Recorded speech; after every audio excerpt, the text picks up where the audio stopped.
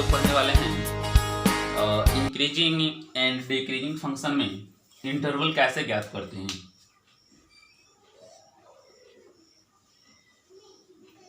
Increasing and decreasing function है ना। Increasing and decreasing function, वर्धमान और ह्रासमान फलन।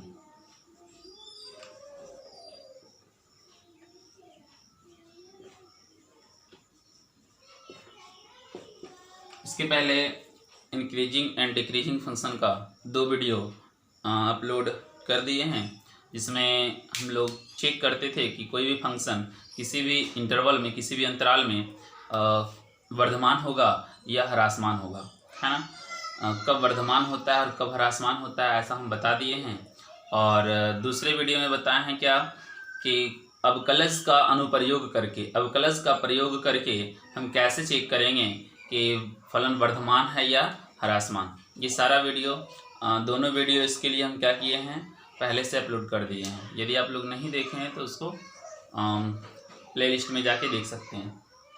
आज हम लोग पढ़ेंगे वर्धमान और ह्रासमान फलन में कि इंटरवल कैसे ज्ञात करते हैं, अंतराल कैसे ज्ञात करते हैं यदि कोई फंक्शन। तो क्वेश्चन है कि वे अंतराल ज्ञात करें जिनमें फलन f(x) x² - 6x + 7 जो है वो निरंतर वर्धमान है और निरंतर ह्रासमान है ना। तो सबसे पहले हम क्या करते हैं, फलन का अवकलज करते हैं।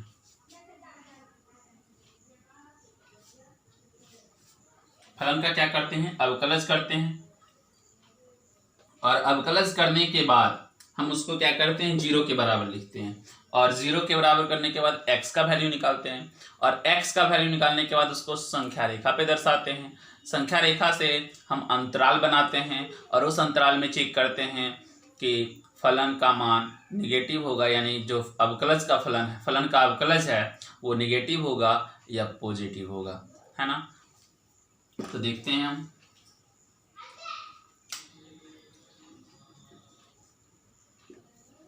सबसे पहले क्या करते हैं, f' जो दिया है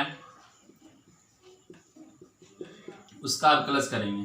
differentiate with respect to x, क्या हो जाएगा, f' = x² का अवकलज होगा 2x - 6x का अवकलज 1 + 7 का अवकलज 0। तो f' का वैल्यू क्या आ गया, 2x - 6, 2x - 6 आया f' का वैल्यू। अब हम क्या करते हैं, यहाँ से 2x - 6 जो है यानी f' जो है उसको 0 के बराबर लिखते हैं। 2x - 6 = 0। अब यहाँ से x का वैल्यू निकाल लेते हैं। 2x - 6 इधर आके +6 हुआ, 2 से डिवाइड हुआ तो x का वैल्यू आ गया कितना, 3। x का वैल्यू 3 मिला। अब इस x का वैल्यू जो मिला है उसको संख्या रेखा पे दर्शाते हैं हम। ये है संख्या रेखा, इन्फिनिटिव, -इन्फिनिटिव और बीच में कहीं पे हम लेते हैं 3, जो कि x का वैल्यू दिया हुआ है। तो पहला अंतराल जो बना है ना, 2 अंतराल यहाँ पे बना है, अंतराल 2 ठो बना है। पहला अंतराल क्या बना, -इन्फिनिटिव से 3, है ना। एक अंतराल ये है और एक अंतराल ये है, -इन्फिनिटिव से 3 और दूसरा अंतराल है 3 से इन्फिनिटिव। दूसरा अंतराल क्या है, 3 से इन्फिनिटिव। हमें 2 अंतराल मिला, लेकिन अभी तक ये पता नहीं है कि किस अंतराल में फलन वर्धमान होगा और किस अंतराल में फलन ह्रासमान होगा। अब हम पहले वाला विधि को अपनाएंगे कि अंतराल यदि दिया रहता है तो हम कैसे चेक करते हैं कि फलन वर्धमान होगा या ह्रासमान। तो यहाँ से c का वैल्यू लेते हैं। c का वैल्यू हम कोई भी लेंगे जो -इन्फिनिटिव से बड़ा होना चाहिए और 3 से छोटा होना चाहिए, यानी 3 से छोटा, -इन्फिनिटिव से बड़ा, कोई भी हम वैल्यू c लेंगे, है ना, और चेक करेंगे। यहाँ पे c बराबर कितना ले लेते हैं, -इन्फिनिटिव से 3 के बीच में कोई भी वैल्यू 2 ले लेते हैं। c बराबर 2 लेने पर, है ना, हम चेक करेंगे कौन सा, ये 2 कहाँ है, इस अंतराल में। अब इस अंतराल के लिए देखेंगे फलन वर्धमान होगा या ह्रासमान। तो ये c का मान कहाँ रखते हैं, f' में। c का मान f' में रखने पर, f' में रखने पर तो एफ डैश सी हो जाएगा इज इक्वल टू कितना 2c माइनस 6। अब c के जगह पे कितना रखेंगे 2 माइनस 6, 2 दूनी 4 माइनस 6 आ गया कितना -2, जो कि क्या है 0 से छोटा है। 0 से छोटा है तो अंतराल माइनस इन्फिनिटी से 3 में क्या होगा, फलन निरंतर ह्रासमान होगा। क्या होगा, निरंतर ह्रासमान होगा, है ना। क्लियर, समझ में आ गया ना कि हम कैसे चेक कर रहे हैं कि फलन कौन सा अंतराल में, यानी अंतराल हम ज्ञात कर लिए, 2 अंतराल मालूम हो गया। अब उस अंतराल में हम चेक करेंगे फलन वर्धमान होगा या ह्रासमान होगा। तो उसके लिए उस अंतराल से हम बीच वाला कोई वैल्यू c लेते हैं और उसको हम कहाँ रखते हैं, एफ डैश एक्स में रखते हैं। जब वो एफ डैश एक्स का वैल्यू 0 से छोटा आता है, नेगेटिव आता है, तो फलन ह्रासमान होगा।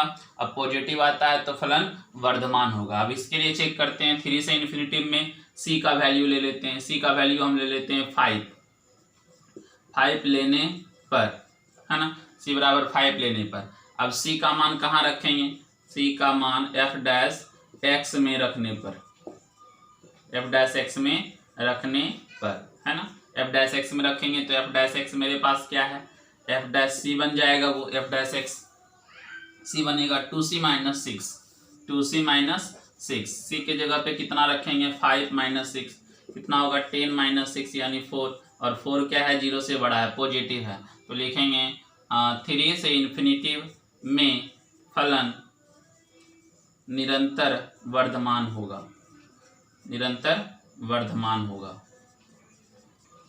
वर्धमान होगा। तो यहाँ पे हम 2 अंतराल ज्ञात किए। पहला अंतराल है माइनस इन्फिनिटी से 3 में फलन क्या हो रहा है, ह्रासमान हो रहा है ना, ह्रासमान हो रहा है।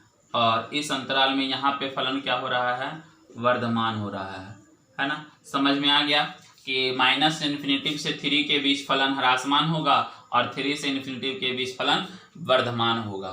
क्लियर है ना।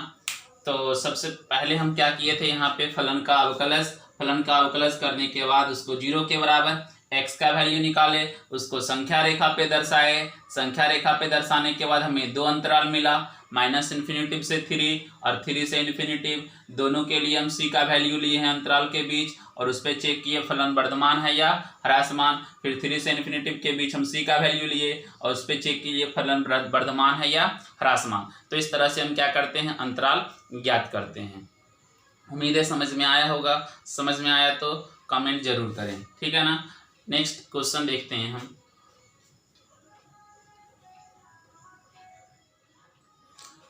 अंतराल ज्ञात करें जिसमें f(x) 2x³ minus 3x² minus 36x plus 7 में फलन क्या हो, निरंतर वर्धमान और निरंतर ह्रासमान, है ना। चेक करना है हमको फलन कौन सा अंतराल में निरंतर ह्रासमान होगा, निरंतर वर्धमान होगा। प्रोसेस वही है कि सबसे पहले फलन का हम अवकलज करते हैं। f(x) दिया हुआ है 2x³ minus 3x² minus 36x plus 7। सबसे पहले डिफ्रेंशिएट करेंगे, differentiate with respect to x। f dash x is equal to 2x³ का 2 मल्टीप्लाई है, x³ का होगा 3x² माइनस 3 मल्टीप्लाई है, x² का होगा 2x माइनस 36 मल्टीप्लाई है और x का अवकलज 1 होगा और 7 का 0 हो जाएगा। तो f डैश x हमें क्या मिल गया यहाँ पे, 2 × 3 6x² माइनस 6x माइनस 36, है ना। ये f डैश x हमें मिला।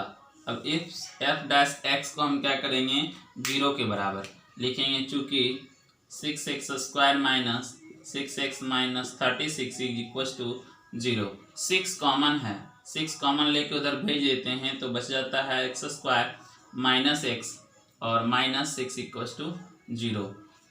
ये द्विघात समीकरण के रूप में आया है और जब इसको हम तोड़ते हैं तो x का वैल्यू आ जाता है -3 × 2 होगा तो -3 आ जाता है प्लस में और 2 आ जाता है ये माइनस में।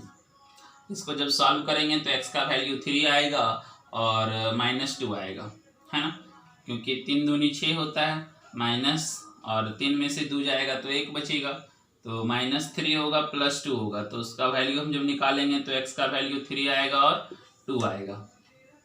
x का वैल्यू हमें 2 ठो मिल गया है ना। कौन कौन मिला?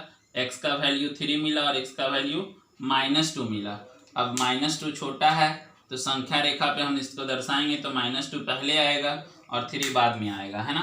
संख्या रेखा हम लेते हैं यहाँ से, संख्या रेखा। तो ये इन्फिनिटिव हो गया और इधर -इन्फिनिटिव हुआ। अब हम 2 वैल्यू दर्शाएंगे, x का 2 ठो वैल्यू दर्शाएंगे। तो पहले -2 उसके बाद 3। तो यहाँ पे हम -2 दर्शाते हैं और यहाँ पे 3 दर्शा देते हैं। तो इस तरह से हमें 3 अंतराल मिला, 3 ठो अंतराल मिला, 3 अंतराल। पहला अंतराल कौन कौन सा, अंतराल कौन कौन सा मिला है? तो अंतराल मिल गया -इन्फिनिटिव से -2, -इन्फिनिटिव से -2, उसके बाद -2 से 3 और अगला अंतराल मिला 3 से इन्फिनिटिव, 3 से इन्फिनिटिव। तो 3 अंतराल मिला। इसके पहले मात्र 1 वैल्यू था तो 2 अंतराल मिला था। और जब यहाँ पे 2 वैल्यू हम दर्शाए तो मेरे पास 3 अंतराल बना, एक अंतराल ये, एक अंतराल ये और एक अंतराल ये, यानी -इन्फिनिटिव से -2, -2 से 3 और 3 से इन्फिनिटिव। यानी हमको ये वैल्यू को दर्शाना होगा सही से कि पहले कौन आएगा, -2 पहले आएगा कि 3 आएगा। यानी बाईं ओर छोटा होता है हमेशा, दाईं ओर बड़ा होता है ना। इस तरह से हम जब सजाए तो 3 अंतराल मिला। अब इस तीनों अंतराल में हम चेक करेंगे बारी बारी से कि फलन उसमें वर्धमान होगा या ह्रासमान होगा। तो हम एक तो सिर्फ बता रहे हैं, बाकी आप लोग उसको सॉल्यूशन करके बना सकते हैं ना। तो हम c लेते हैं, यहाँ पे c का वैल्यू लेते हैं। c बराबर कितना ले लें? तो -इन्फिनिटिव से -2 के बीच हम c का वैल्यू ले लेते हैं -4, -5 कुछ भी ले सकते हैं। -4 ले लेते हैं। -4 लेने पर और -4 लिए तो ये इस अंतराल के लिए चेक कर रहे हैं ना। c बराबर -4 लेने पर अब इस c का वैल्यू कहाँ रखेंगे? f' में। c का मान f' में रखने पर, f' में रखने पर तो f' जो है मेरे पास वो f' बन जाएगा। जहाँ जहाँ x वहाँ c, 6c² -6c और -36 है ना। अब c की जगह पे कितना रखेंगे? -4, 6 × -4 का स्क्वायर -6 × -4 और -36। तो 6 -4 का स्क्वायर कितना होगा? +16 हो जाएगा और माइनस इंटू माइनस प्लस हो जाएगा। 6 × 4 24 -36 है ना। तो 96 यहाँ मल्टीप्लाई करेंगे तो +24 -36, ये दोनों प्लस होगा ये माइनस होगा। 6 4 10 9 2 11 1 12 120 और -36। 120 में से 36 को यदि माइनस करते हैं तो 10 में से 6 गया 4 और यहाँ बचा 11 में से 3 गया तो 8। ये क्या है? 0 से बड़ा है। अतः -इन्फिनिटिव से -2 में फलन निरंतर पॉजिटिव आया है, वर्धमान होगा है ना। इस तरह से हम क्या कर सकते हैं, किस अंतराल में फलन वर्धमान होगा और किस अंतराल में फलन ह्रासमान होगा ये हम ज्ञात कर सकते हैं। तो यहाँ के लिए फलन क्या आया? हमेशा वर्धमान। इस अंतराल के लिए आया है वर्धमान। फिर इस अंतराल के लिए चेक करेंगे और इस अंतराल के लिए चेक करेंगे हम, है ना। और देखेंगे कि इसमें वर्धमान है किस